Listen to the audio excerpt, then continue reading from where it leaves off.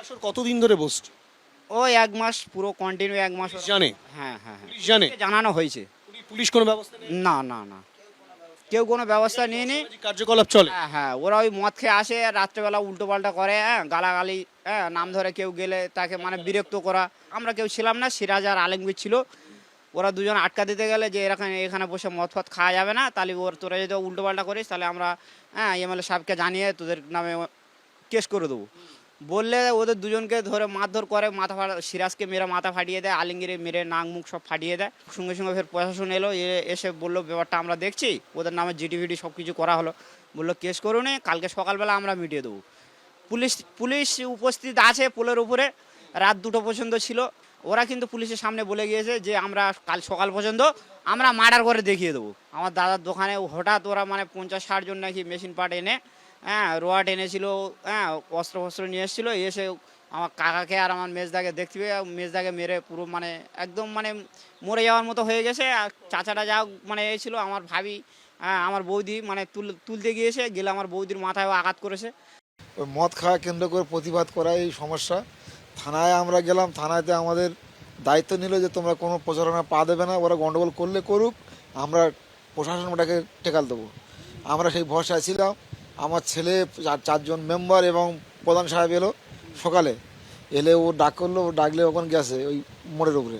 ওরা অতর্কিতভাবে শহীদুল্লাহ গাজীর নেতৃত্বে মোটামুটি সবাইকে নিয়ে এসে মোটামুটি ওখানে এসে আমার ভাইপোকে মেরে ওখানে মারলো, মেরে ওরও মোটামুটি এই দাঁত নেই, এখানে মানে বন্দুকের কোঁদর বাড়ি মেরেছে আর রড দিয়ে মেরেছে, আর আমার মাথায় এখানে মেরেছে, মানে একাধিক আঘাত। এখানে 7টা সেলাই আছে। পুলিশ সামনে হুমকি দিচ্ছে যে কাল সকালে মার্ডার করে দেখে দেবো যদি কোনো বাবা থাকে। গত পরশু রাতে? হ্যাঁ, পুলিশ আমাদের বললো তোমরা, ওরা উত্থিত হচ্ছে, ওদের ট্রিটমেন্ট আমরা করব, তোমরা প্রচারণা পা দিও না, আমরা বিষয়টাকে দেখে দেবো। আজকে সকাল থেকে কিন্তু আবারও নতুন করে উত্তপ্ত হয়ে ওঠে বকুলতলা থানার অন্তর্গত পশ্চিম রূপনগর চৌরাস্তার মোড়। সেখানে কিন্তু গ্রামবাসীরা রীতিমতো রাস্তা অবরোধ করেন, টায়ার জ্বালিয়ে রাস্তা অবরোধ করেন, এবং তারা যেটা বলছেন যে পুলিশের সামনে যেভাবে হুমকি দেওয়া হয়েছিল যে সকালবেলার মধ্যে খুন করে ফেলা হবে, মার্ডার করা হবে, সেই হুমকি দেওয়ার পর ঠিক সকালবেলায় কিন্তু খুনের ঘটনা ঘটে গেল, এবং সেই খুনের ঘটনার পর মোট 13 জনের বিরুদ্ধে এফআইআর করা হয়েছে। কিন্তু এখনও পর্যন্ত তারা যেটা জানেন এবং পুলিশের সূত্র যেটা বলা হয়েছে যে 2জনকে গ্রেফতার করা হয়েছে, যে 2জনের 9 দিনের পুলিশি হেফাজতে নির্দেশ হয়েছে। এই যে গোটা ঘটনা, সেই গোটা ঘটনায় বাকিরা এখনও পর্যন্ত অধরা কেন, সেই প্রশ্ন যেমন তুলছেন তারা, তার পাশাপাশি তাদের এটাও অভিযোগ যে যারা এখনও পর্যন্ত অধরা তাদের অনেকেই কিন্তু বিভিন্ন রকমভাবে হুমকি দিচ্ছেন এইসব পরিবারগুলোকে, তেমনটাও কিন্তু তারা বলছেন। স্বাভাবিকভাবেই তারা আবারও নতুন করে আতঙ্ক এবং আশঙ্কার মধ্যে রয়েছেন। সুতরাং বাকিদেরকে অবিলম্বে গ্রেপ্তার করতে হবে। কেন এতক্ষণ সময় কেটে যাওয়ার পরেও পুলিশ গ্রেপ্তার করতে পারছে না, সেই নিয়েই কিন্তু রাস্তা অবরোধ করেন তারা, টায়ার জ্বালান তারা। পরবর্তী ক্ষেত্রে বকুলতলা থানার বিশাল পুলিশ বাহিনী আসে এবং যারা অবরোধ করছিলেন, অবস্থান করছিলেন, তাদেরকে গোটা বিষয়টি বুঝিয়ে বলেন যেহেতু এফআইআর হয়েছে, এফআইআর যে নাম যাদের রয়েছে তাদের প্রত্যেককেই পুলিশ গ্রেফতার করবে। পুলিশ তাদেরকে আশ্বস্ত করার পর অবরোধ উঠে যায়।